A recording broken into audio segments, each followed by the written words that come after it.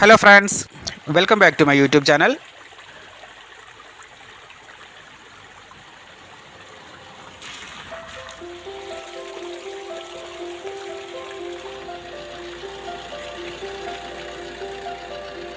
ഇന്നത്തെ എൻ്റെ യാത്ര എത്തിച്ചേർന്നിരിക്കുന്നത് മുനിയാട്ടുകുന്നിലാണ്.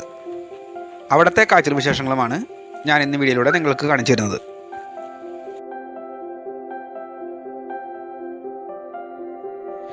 ഇവിടെ നമുക്ക് മെയിനായിട്ട് കാണാനുള്ളത് മുനിയറയാണ്. ഈ മുനിയാട്ടുകുന്നിൽ മുനിയറ കൂടാതെ നമുക്ക് വേറെയും കാഴ്ചകൾ കാണാനുണ്ട്. ഒരു ഗണപതി ക്ഷേത്രവും അതുപോലെ തന്നെ ഒരു ക്രിസ്തീയ ദേവാലയവും. എന്നാൽ ഗണപതി ക്ഷേത്രത്തിൻ്റെ വീഡിയോസ് എനിക്ക് എടുക്കാൻ സാധിച്ചില്ല. അത് ഞാൻ ആദ്യമേ പറയട്ടെ. അങ്ങോട്ട് പോയപ്പോൾ ഒരുപാട് ഭയങ്കരമായൊരു കാടിൻ്റെ ഉള്ളിലൂടെ വേണം പോകാൻ. അപ്പോൾ ഞങ്ങൾക്ക് അത്യാവശ്യം പേടിയുള്ളതുകൊണ്ട് ഞങ്ങൾ അങ്ങോട്ട് പോയില്ല. ഞങ്ങൾ അവിടെ പോയി തിരിച്ച് ഞങ്ങൾ മുനിയറ കാണാൻ പോയി. അതാണ് ഈ വീഡിയോയുടെ മെയിൻ ഉള്ളടക്കം.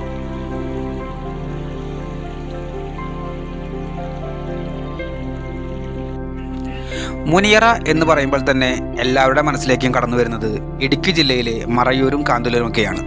എന്നാൽ തൃശ്ശൂർ ജില്ലയിലും മുനിയറകളുണ്ട്.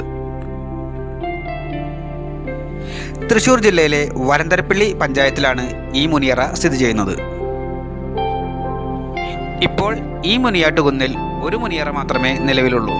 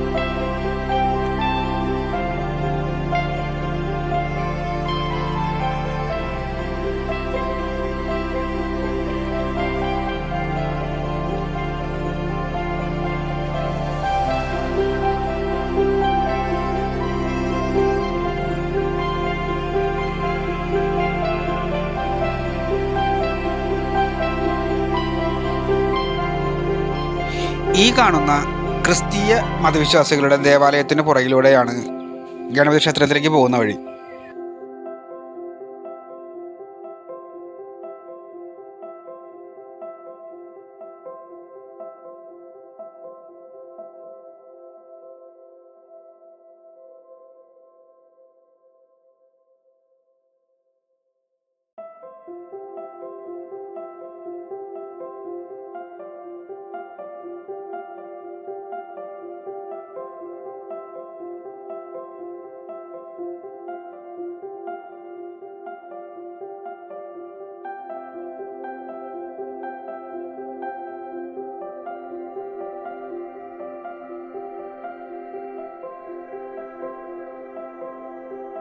ഇവിടെ നിന്ന് അങ്ങോട്ട് കാട് പിടിച്ച് കിടക്കുകയാണ് വഴി. അതുകൊണ്ട് തന്നെ ഞാൻ അങ്ങോട്ടേക്കുള്ള യാത്ര വേണ്ടെന്ന് വെച്ചു.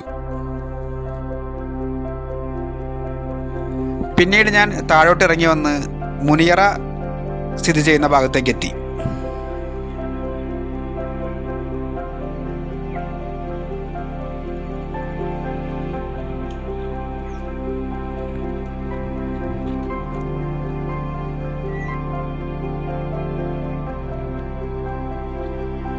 ഇപ്പോൾ നിങ്ങൾ കാണുന്നതാണ് മുനിയറ.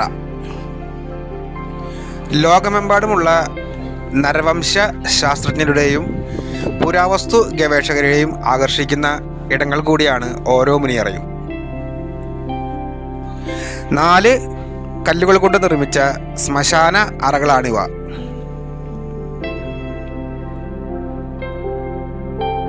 കൂടാതെ തൊപ്പിക്കല്ല് എന്ന് അറിയപ്പെടുന്ന 5ാമത്തെ കല്ലുകൊണ്ട് ഈ അറകളെല്ലാം മൂടുകയും ചെയ്തിരുന്നു.